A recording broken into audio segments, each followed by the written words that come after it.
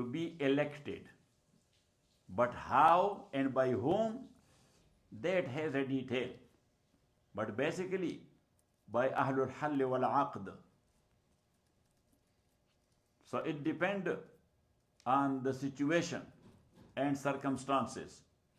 Like Abu Bakr radiallahu ta'ala an, he was chosen by the people there in Saqifa Banu Sa'ida and endorsed by the people in Medina and later on by the entire Khalifa.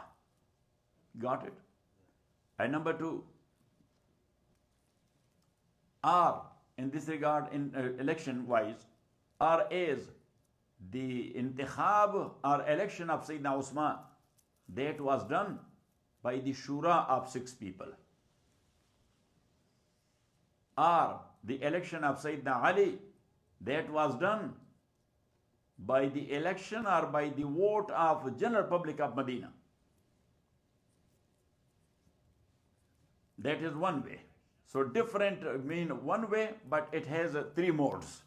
In the time of Sahaba Ridwanullahi alayhim ajma'in, one was the intikhab of Abu Bakr, second was the intikhab of Usman, and third was the intikhab of Ali.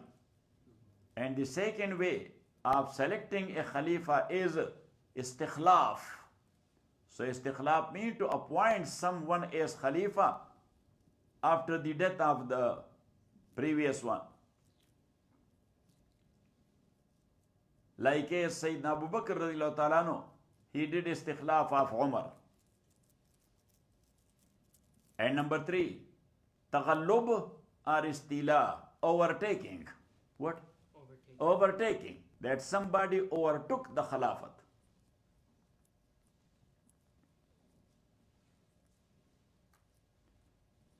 So we cannot say like this, that Muawiyah radiallahu ta'ala anhu has totally overtaken. But a little bit resemblance is there. Because he was not giving his bay'ah to Ali radiallahu ta'ala, we give the detail. Yes? And a few battles took place. And then he had a battle with Sayyidina Hassan radiallahu ta'ala an. But Hassan's side got defeated. And Hassan by nature, he was not a man of politics. He was a man of ilm and ibadah. So he himself handed over the Khilafat to Muawiyah radiyallahu ta'ala, but at least we could have a clue therefrom that if somebody, he overtook the Khilafat, so what you can do? What you can do?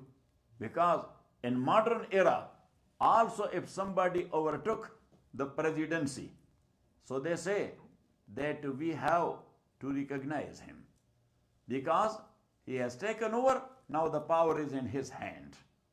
Now the power is in his hand. Because when from the Oval Office, the announcement and then union address that is relayed, so it means that the Sadarat and presidency has taken place. So then you have to believe in him. Why? Because if you will not accept him, so it means you will stand up against him. If you will stand, that will create a turmoil. It will create a turmoil. And the purpose of government and state is to maintain law and order. To maintain. So now the one who overtook, he maintained the law and order, even though this way of Khilafat is not appreciated. But when he maintained the law and order, so that is the purpose of Khilafat, so just follow him now. Got it? Or not it? So, but the only thing is, regarding the second way, istikhlaf. As Hafiz ibn Hazm, he says this is the best way. This is the best way. That every Khalifa should nominate someone as a Khalifa after him. But then, there is condition to it. Number 1, that the selection must not be of a Zurahim Mahram. Of who? Zurahim Mahram. Zurahim Mahram is that relative with whom one's nikah is not allowed. Like son. So the father cannot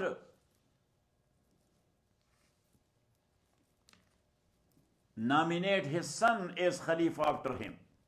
Because if he will consider this son as a girl, so he will not be a son, she will be a daughter. So father can marry his daughter? No. See? No. So that's why they call Ziraham Mahram. And number two, that the person concerned, he must have at least the qualities of Khalifa. And regarding Khalafat qualities, we talked in detail. Because in a hadith, Rasulullah sallallahu alayhi wasallam says, Man walla dha qarabatin muhabatan. Because this word muhabat is meant here. Prophet sallallahu alayhi wasallam didn't say, Man walla dha qarabatin lam yajid araf al jannah. Whosoever handed over the power to dha qarabatin, to his relative, he will not have the fragrance of Jannah. Prophet sallallahu alayhi wasallam did not say this. He said, Man walla za qarabatin muhabatan. He gave it to him only for the reason of relation. That he is related to him even though he is a stupid guy. Muhabatan mean based on his love for him. Otherwise he did not have any quality. So Rasulullah sallallahu alaihi wasallam said, as he is handing over the leadership to a khayan, because he will be doing cheating then. He doesn't know how to lead the ummah. So he will not have the fragrance of Jannah. So it means that this nomination is a matter of khuda khawfi. A matter of what? Say. Khuda khawfi. That how much fear the Khalifa has from Allah subhanahu wa ta'ala.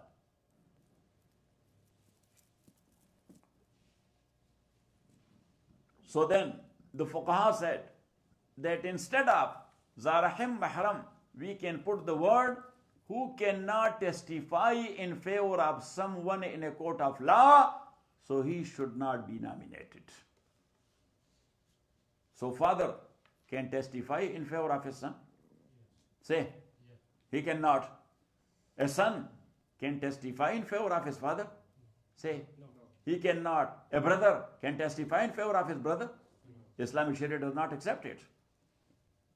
Because brother for the favor of his brother, he can say anything. Yes, he can take 10 oath also, that I swear to Allah.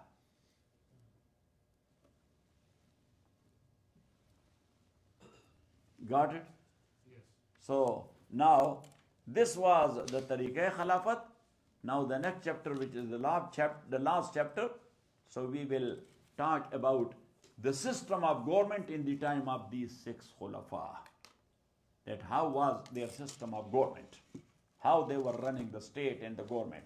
So you will see that how Abu Bakr was doing, how Umar was doing, how other Khulafa were doing.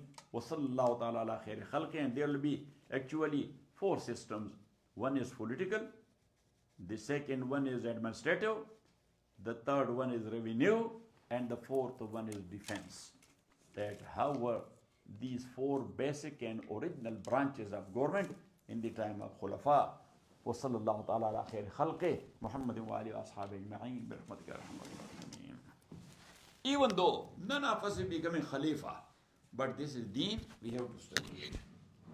Yes. Who is becoming Khalifa? Raise your hand.